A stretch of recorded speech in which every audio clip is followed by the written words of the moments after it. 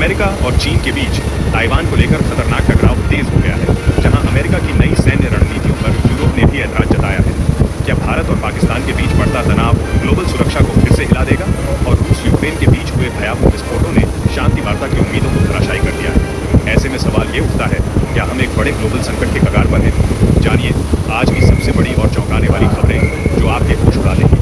दोस्तों, अगर जानकारी अच्छी लगे तो वीडियो को लाइक, शेयर और कमेंट करना ना भूलें। और ऐसे ही रोजाना दुनिया के बड़े अपडेट्स के लिए चैनल को सब्सक्राइब भी कर लेना। तो चलिए शुरू करते हैं संयुक्त राज्य अमेरिका से। सिंगापुर में आयोजित शांग्री-ला डायलॉग नामक एशिया पैसिफिक सुरक्षा सम्मेलन में अमेरिका की प्रस्तावित रणनीतियों को लेकर यूरोपीय देशों ने आपत्ति जताई है। अमेरिका ने चीन और रूस के बढ़ते प्रभाव को रोकने के लिए एशिया में सैन्य उपस्थिति और साझेदारियों को मजबूत करने का प्रस्ताव रखा था, लेकिन फ्रांस और जर्मनी जैसे यूरोपीय देशों ने इसे एकतरफा और टकरावपूर्ण दृष्टिकोण बताया। इस सम्मेलन में भारत पाकिस्तान के प्रतिनिधियों के बीच भी सार्वजनिक रूप से तीखी बहस हुई, जिससे क्षेत्रीय अस्थिरता पर अंतर्राष्ट्रीय चिंता और बढ़ी। अमेरिका के रक्षा सचिव लॉयड ऑस्टिन ने दोनों दक्षिण एशियाई देशों से संयम बरतने की अपील की। बीजिंग ने अमेरिका को ताइवान के मुद्दे पर सख्त चेतावनी दी है, जिसमें कहा गया है कि वॉशिंगटन आग से न खेले। चीन के रक्षा मंत्री डोंग जुन ने स्पष्ट रूप से कहा कि ताइवान चीन का अभिन्न हिस्सा है और यदि अमेरिका ने ताइवान को हथियार या सैन्य समर्थन देना जारी रखा तो चीन कठोर प्रतिक्रिया देगा। यह बयान ऐसे समय आया है जब अमेरिकी प्रतिनिधि ताइवान के नए राष्ट्रपति के साथ उच्च स्तरीय बातचीत कर रहे हैं। चीन ने यह भी दोहराया कि वह एक चीन नीति का उल्लंघन किसी भी रूप में स्वीकार नहीं करेगा। रूस के ब्रायंस्क और कुर्स्क क्षेत्रों में 2 रेलवे पुलों पर हुए भीषण विस्फोटों में कम से कम 7 लोगों की मौत हो गई और 69 से अधिक लोग घायल हो गए। यह क्षेत्र यूक्रेन की सीमा से सटा हुआ है और पहले भी हमलों का केंद्र रहा है। रूसी अधिकारियों ने इन हमलों के पीछे यूक्रेनी विशेष बलों का हाथ होने की आशंका जताई है। हालांकि यूक्रेन की ओर से अभी तक कोई आधिकारिक प्रतिक्रिया नहीं आई है। ये घटनाएं रूस और यूक्रेन के बीच प्रस्तावित शांति वार्ता से ठीक एक दिन पहले हुई है, जिससे इन वार्ताओं के सफल होने की संभावना पर संदेह गहराया है। भारत और पाकिस्तान के बीच मई 2025 के सैन्य संघर्ष के बाद तनाव चरम पर है। सिंगापुर में हुए शांग्री-ला डायलॉग में भारतीय प्रतिनिधिमंडल ने पाकिस्तान पर आतंकवाद को समर्थन देने का आरोप लगाया, जिस पर पाकिस्तान के विदेश मंत्री ने तीखी प्रतिक्रिया दी। भारतीय रक्षा विशेषज्ञों ने कहा है कि पाकिस्तान की घुसपैठ और संघर्ष विराम उल्लंघन अब अंतर्राष्ट्रीय मंचों पर उजागर किए जाएंगे। सम्मेलन में अमेरिका और जापान ने भारत के रुख का समर्थन किया, जबकि चीन ने पाकिस्तान का बचाव किया, जिससे मंच पर कूटनीतिक तनाव बढ़ गया। जापान और अमेरिका ने साइबर सुरक्षा के क्षेत्र में गहरे सहयोग की घोषणा की है। टोक्यो में दोनों देशों के अधिकारियों के बीच हुई उच्च स्तरीय बैठक में साइबर अपराधों, हैकिंग और डिजिटल बुनियादी ढांचे की सुरक्षा के लिए साझा रणनीति पर सहमति बनी। जापान के प्रधानमंत्री फूमियो किशिदा ने कहा कि यह साझेदारी दोनों देशों के लिए 21वीं सदी की सबसे बड़ी तकनीकी चुनौती साइबर युद्ध से निपटने के लिए निर्णायक कदम होगी। अमेरिका ने जापान को उन्नत साइबर सुरक्षा उपकरण और प्रशिक्षण प्रदान करने का भी वादा किया है। हैम्बर्ग के मारीन अस्पताल में शनिवार देर रात आग लगने से 3 मरीजों की मौत हो गई और 50 से अधिक लोग घायल हो गए, जिनमें से 2 की हालत गंभीर है। आग रात के समय लगी, जिससे अस्पताल की सभी मंजिलों में धुआं फैल गया। दमकल कर्मियों ने 70 से अधिक लोगों को सुरक्षित बाहर निकाला। आग लगने के कारणों की जांच जारी है।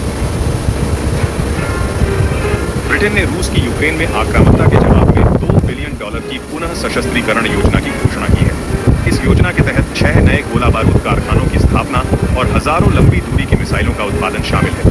यह कदम यूक्रेन को समर्थन देने और नाटो में ब्रिटेन की भूमिका को मजबूत करने के उद्देश्य से उठाया गया है। पेरिस सेंट जर्मन PSG की चैंपियंस लीग जीत के बाद फ्रांस में हुए जश्न के दौरान हिंसा भड़क उठी। पुलिस और प्रशंसकों के बीच हुई झड़पों में 2 लोगों की मौत हो गई। एक पुलिस अधिकारी कोमा में है और 500 से अधिक लोगों को गिरफ्तार किया गया है। यह घटनाएं पेरिस के शॉन्ज़-एलीज़े और पार्क दे प्रिंस स्टेडियम के आसपास हुई। ब्राजील ने घोषणा की है कि इंडोनेशिया अब ब्रिक्स का पूर्ण सदस्य बन गया है, जिससे वैश्विक दक्षिण में सहयोग को बढ़ावा मिलेगा। इंडोनेशिया की सदस्यता को अगस्त 2023 में जोहान्सबर्ग शिखर सम्मेलन में अनुमोदित किया गया था और 2024 में नए सरकार के गठन के बाद औपचारिक रूप से पुष्टि की गई। इसके साथ ही लोकसभा अध्यक्ष ओम बिरला 11वें ब्रिक्स संसदीय मंच में भाग लेने के लिए ब्राजील की यात्रा पर है। कनाडा में वाइल्डफायर की स्थिति गंभीर बनी हुई है, जिसमें अब तक लगभग 1370 आग की घटनाएं दर्ज की गई हैं और 26,900 से अधिक लोगों को सुरक्षित स्थानों पर स्थानांतरित किया गया है। आग मुख्य रूप से मैनिटोबा, ओंटारियो और सस्केचेवान में फैल रही है। 2 नागरिकों की मौत की पुष्टि हुई है और मैनिटोबा और सस्केचेवान ने आपातकाल की घोषणा की है। इंटर मिलान को पेरिस सेंट जर्मन के खिलाफ 5-0 से हार का सामना करना पड़ा, जिससे इटली के प्रमुख समाचार पत्रों में निराशा का माहौल है। इंटर के कप्तान लाउटारो मार्टिनेज ने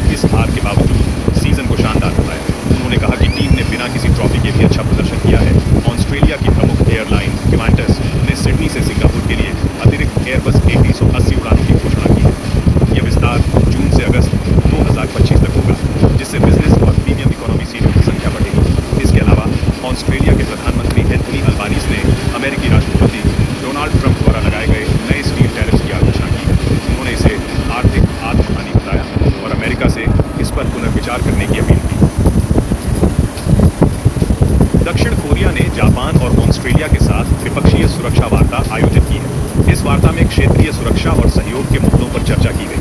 इसके अलावा जापान और दक्षिण कोरिया ने आपसी संबंधों की 60वीं वर्षगांठ के अवसर पर पर्यटकों के लिए विशेष प्रवेश प्रणाली शुरू की। ये पहल दोनों देशों के बीच पर्यटन संबंधों को मजबूत करने की दिशा में एक कदम है।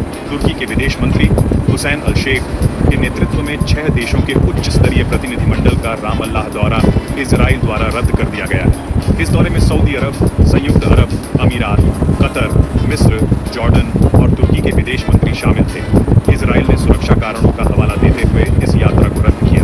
सऊदी अरब ने 2025 के हज यात्रा के लिए कड़े नियम लागू किए हैं। जो लोग बिना अनुमति के हज करेंगे उन पर 20,000 सऊदी रियाल यानी लगभग 4,50,000 रुपये का जुर्माना लगाया जाएगा। इसके अलावा अवैध रूप से हज कराने वालों पर 1 लाख रियाल यानी लगभग 22,70,000 रुपये का जुर्माना और 10 वर्षों के लिए देश में प्रवेश पर प्रतिबंध लगाया जाएगा। इसके अतिरिक्त सऊदी अरब और संयुक्त राष्ट्र पर्यावरण कार्यक्रम 5 जून को विश्व पर्यावरण दिवस का आयोजन करेंगे। इसका थीम हमारी भूमि हमारा भविष्य होगा, जो भूमि पुनर्स्थापन और मरुस्थलीकरण से लड़ने पर केंद्रित है। गाजा में एक मानवीय सहायता वितरण केंद्र के पास इजरायली हवाई हमले में कम से कम 30 फिलिस्तीनी नागरिकों की मौत हो गई। यह हमला उस समय हुआ जब लोग सहायता प्राप्त करने के लिए केंद्र की ओर बढ़ रहे थे। हमास ने इस हमले की निंदा की है, जबकि अमेरिकी दूत ने इसे अस्वीकार्य बताया है। स्पेन में फॉर्मूला 1 स्पेनिश ग्रां प्री 2025 का आयोजन आज 1 जून बार्सिलोना के सर्किट डे बार्सिलोना कैटलोनिया में हो रहा है। ऑस्ट्रेलियाई ड्राइवर ऑस्कर पियास्ट्री ने पोल पोजीशन हासिल की है। यह रेस 66 लैप्स की होगी और स्थानीय समय अनुसार दोपहर 3 बजे शुरू होगी। इंडोनेशिया ने अपने राष्ट्रीय डिजिटल भुगतान प्रणाली QRIS quick response code Indonesian standard के विस्तार की योजना बनाई है। इसका उद्देश्य देश की वित्तीय प्रणाली को अधिक स्वतंत्र और समावेशी बनाना है। सरकार ने इसके लिए आवश्यक बुनियादी ढांचे और तकनीकी समर्थन प्रदान करने का आश्वासन दिया है। स्वीडन ने 1 जून 2025 से छोटे शराब उत्पादकों को सीधे उपभोक्ताओं को शराब बेचने की अनुमति देने वाला नया कानून लागू किया है। यह कदम राज्य के एकाधिकार को कम करने और छोटे व्यवसायों को बढ़ावा देने की दिशा में एक महत्वपूर्ण पहल है। नीदरलैंड्स में विश्वविद्यालय परिसरों में फिलिस्तीन समर्थक प्रदर्शनों का सिलसिला जारी है। छात्र और शिक्षक इजराइल के साथ विश्वविद्यालयों के सहयोग का विरोध कर रहे हैं और संस्थानों से इस सहयोग को समाप्त करने की मांग कर रहे हैं। इन प्रदर्शनों में धरने, बैठकों और अन्य विरोध प्रदर्शन। स्विट्जरलैंड में एक विशाल भूस्खलन के कारण एक नदी अवरुद्ध हो गई थी, जिससे बलेटन गांव के पास जलभराव का खतरा उत्पन्न हो गया था। हालांकि अब नदी पुनः प्रवाहित हो रही है, जिससे स्थानीय अधिकारियों ने राहत की सांस ली है। इस घटना से प्रभावित क्षेत्रों में पुनर्निर्माण कार्य जारी है।